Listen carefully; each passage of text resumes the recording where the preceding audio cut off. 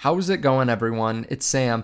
Blackrock has been buying Bitcoin. They've been buying Ethereum. Coinbase just bought a very small cryptocurrency that's up 50% today now that they bought. They bought about, I think it's 7% of the supply. We'll talk about that. We'll also be going through some of the FUD. And part of the reason that I think the crypto market's falling today, we'll be determining if that's overblown. Hit subscribe, turn on the bell notification underneath the video so you can see future videos just like this. Also, before we get into it, I'm starting a new business venture, a new company that is going to help newbies get into crypto. Like, not tell them what to buy or anything like that, but have some discovery calls, make sure that they understand how to set up a wallet, or whether a wallet even makes sense for them, whether they should just be buying something like iBit, help them with some of the newer questions. It's going to be one-on-one calls with my team. If you're interested in that, or if you think that that might be a good idea, let me know down below in the comment section by saying Bitcoin 2025. If I see you say that, I know that you're not a bot. Also, if you do want to trade crypto, for some of the people that are a little bit more advanced, there is a link underneath the video. You can sign up for Blofin and start trading here today. You can get set up in just a few minutes. And when you use this link, you also get some pretty sweet rewards.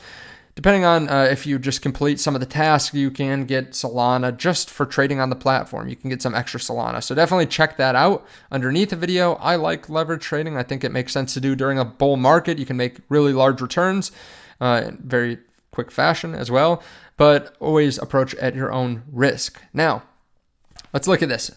We have crypto falling down a little bit here today. We were just at 100,000 on Christmas. Now, 2 days later, we're at 94,000. There's a lot of FUD out there right now. Robert Kiyosaki says, Larry Fink is dumping Bitcoin. Vivek warned Larry Fink of Blackrock is a Marxist. Vivek warned Fink and Blackrock are shareholder capitalists, not stakeholder capitalists. Shareholder capitalists are Marxists, like Klaus Schwab, who states someday you'll own nothing and you'll be happy. Okay, that was really hard to get through. Like, I feel like that was not reviewed at all before posting. I could be wrong, but yeah, that just seems all over the place. He says, I love Bitcoin in my own wallet. I would not trust Bitcoin in BlackRock's ETF. BlackRock suppressing Bitcoin price so the whales can buy Bitcoin at under 100,000. I will keep buying more Bitcoin because Bitcoin going higher. I predict Bitcoin to hit 350K in 2025. Keep in mind, Robert just literally a few days ago was posting that we're going to see one of the largest crashes in history any moment now. So I feel like he's a little bit all over the place. But I know that some people don't trust BlackRock. Some people trust BlackRock more. Like, I know very well-known YouTubers that would rather invest in an ETF or in, MSTR or something like that than holding their own Bitcoin, because the risk that BlackRock does something and loses the Bitcoin is much less than themselves, and they're not taking the risk, right? Like, there's something called a wrench attack. Someone can come to your home and make you give them your crypto, or at least try to make you give them your crypto. So, like, some people don't want to take the risk. I just found this interesting, the FUD of what's happening right now, and that BlackRock is holding Bitcoin's price down. I think there is manipulation, but I would think it would be more from the leverage exchanges. They don't want to make massive payouts, or they want to create, or market makers that want to create liquidations, that kind of thing, as opposed to BlackRock. We also talked about USDT Tether earlier today, possibly being delisted. That's what everyone's talking about on Twitter in just a few days. That Martini guy says USDC has been approved under new European MiCA regulation. USDT will be illegal in 4 days. There's also news that USDT was delisted from Coinbase. I do have some people saying from the UK, though, that's not delisted, but that's what everyone's saying. That's the rumor, that EU has delisted, or Coinbase in the EU has delisted USDT. So there's some fear around that too. And I pointed that out in the last video, like, the number of people that are looking up USDT is at record high rates, higher than ever in history. So yeah, there's some fear over that. I also think that this is really interesting.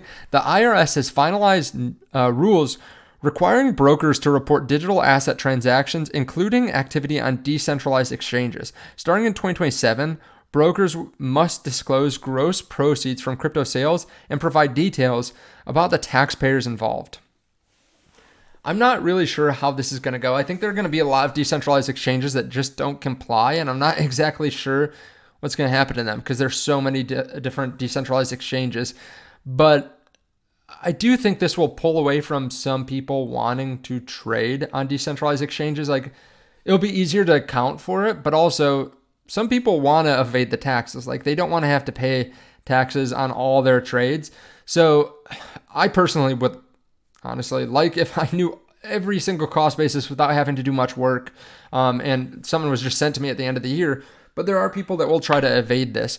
And as time goes on, I think different countries are going to try to make it more regulated, just so that way like BlackRock and some of the large entities can make more money from it. If people don't want to be trading on these decentralized exchanges, or like, for example, if they don't want to use leverage exchanges, well, the CME or someone can offer options, and then some of that money will be funneled to BlackRock and to some of these larger entities that are making these markets and offering these products. So I do think there's going to be more centralization as time goes on, or at least they're going to try.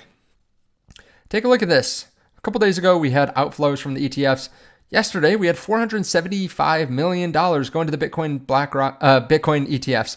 BlackRock had $56.5 million of it. Fidelity had a big day with $255 million. Bitwise had a negative $8 million day. ARK Invest had a monster day as well, $187 million. Grayscale had an outflow of $25 million. Overall, though, about $500 million bought. Again, this is after we had about $340 million outflow on December 24th. So not bad, right? $500 million bought in one day. Obviously, that is a drain on the supply. We have BlackRock that's been buying very heavily. Fidelity that's been buying. ARK Invest is kind of all over the place. But then we have other entities like MicroStrategy that continuously swallow up the supply. We also know that BlackRock actually added $17 million to their global allocation fund. So, I talk about BlackRock's buying Bitcoin. Really, it's their clients most of the time they're buying Bitcoin, but sometimes they force buying by essentially allocating in one of their other funds to Bitcoin. This is a slow process. They're not going out and making all their diversified funds 2% Bitcoin right from the get-go. No, they slowly start buying like maybe $1 million, and then $5 million, $10 million, $17 million, and they're trying to gain more allocation in those other portfolios. And this is going to continue to happen over time because Bitcoin performs so well. BlackRock's really bullish on it, and they can kind of get double fees, right? They get fees on the global allocation fund, then they also get fees on their Bitcoin ETF. So they stack fees there. BlackRock and MicroStrategy combined now own just about 1 million Bitcoin. They're within a few thousand Bitcoin, 996,000 Bitcoin. So yeah, they're gonna pass Satoshi pretty soon. They're at 1 million now. Satoshi is considered to have about 1.1 million Bitcoin.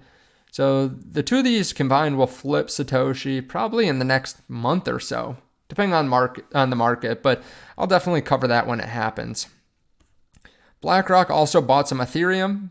This was from the 24th, actually, when they had outflows in Bitcoin. They actually had inflows for Ethereum of 44.5 million.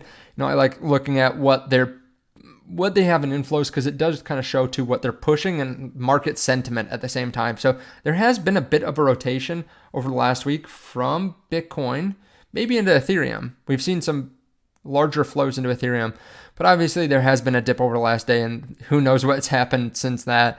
Also, Coinbase bought BMX, built on the Base ecosystem. This is interesting. They're buying BMX, which they bought about $1.56 million. It's only about a $40 million market cap. So it's up 49% here today. Really moving on this news, and it was up even more. I find it interesting when BlackRock buys something small or Coinbase buys something small. It's really not much of a risk for them to go out and buy $1 million, $2 million worth of crypto, but it does show what they're interested in. And we've been seeing BlackRock starting to build real world asset funds, and Coinbase investing in different platforms. We've seen Tether invest in different real world assets, companies like Rumble, they've been buying Bitcoin. We've also seen Trump and his DeFi project investing in different cryptocurrencies. So it is fascinating. Maybe this is something to pay attention to. Yeah, so you can trade over 200 plus cryptocurrencies with up to 60x leverage directly from your wallet. Yeah, so very interesting there. A lot of people obviously want to be decentralized these days and want to trade with leverage. If you want to trade with leverage, there's a link to Blofin underneath the video, like I said earlier. Again, write Bitcoin 2025 if you're interested in some kind of like beginner one-on-one call with someone from my team where we can go over some of your questions and maybe help you set up a wallet, figure out if a wallet is even correct for you or whether you should just buy something like the Blackrock ETF, depending on your own financial literacy, depending on your own technological literacy, that kind of thing. But let me know if you are interested in that down below in the comment section. Again, thank you for watching this video, and we'll see you in the next one. Bye.